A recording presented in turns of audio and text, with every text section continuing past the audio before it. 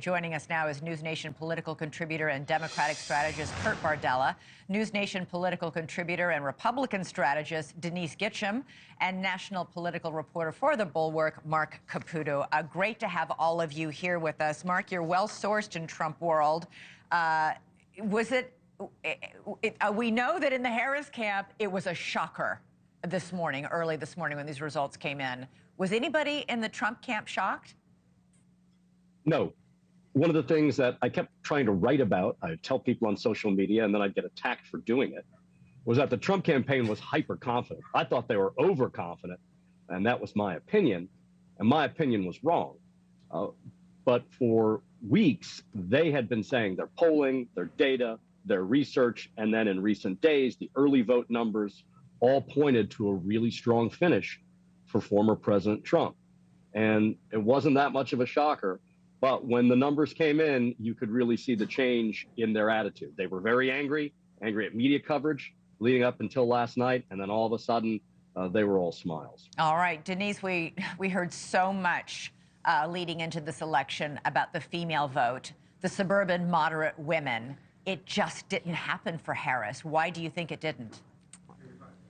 I think it didn't because all the polls showed us, including those focused on women, that the top issue for you, no matter whether you were Republican, Independent, Democrat, male, female, Black, Latino, white, working class or not, the main issue was the economy and inflation.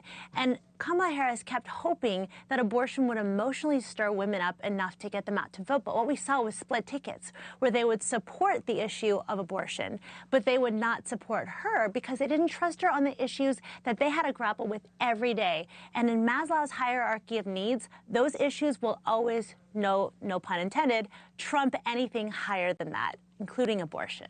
Kurt, the recriminations within the Democratic Party have already begun, like literally hours after this election was called.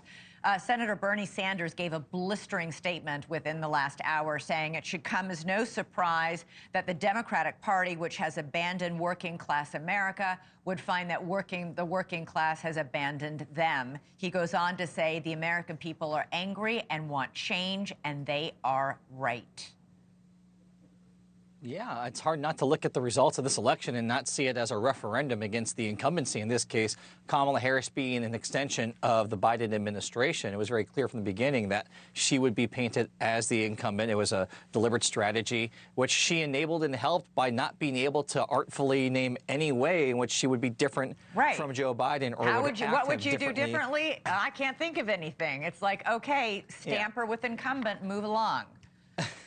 Exactly. And, you know, it's not lost on me that in both 2016 and in 2024, Donald Trump has been able to run as the outsider, as the disruptor, as the change agent. And I think a lot of what we saw from voters last night was, once again, that feeling that Washington has left us behind. Washington is indifferent to our needs, to our voice. We want to change, and we don't really even care what kind of change we get. We just know we're tired of what we currently have. And that's part of what ended up happening in the polls. Mark, the New York Times says more than 90% of the counties that shifted in, across America shifted in favor of Trump this election. You know, he flipped 17 counties that have not been red since the year 2000. Do you see this as a referendum?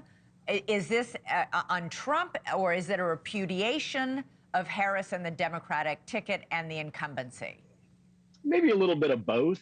I mean, the reality is across the globe, every incumbent governor, or better said, government politicians have been punished because of inflation. And now you have the same thing here in the United States. Yes, the United States had less inflation than most developed nations. Yes, our economy is the envy of the globe. But U.S. voters aren't looking at what's happening in France or whatever. They care about what they're paying at the grocery store, and they're going to blame the politicians who are in charge. It's probably about that simple. Thanks so much for watching. Go to joinnn.com to find NewsNation on your television provider.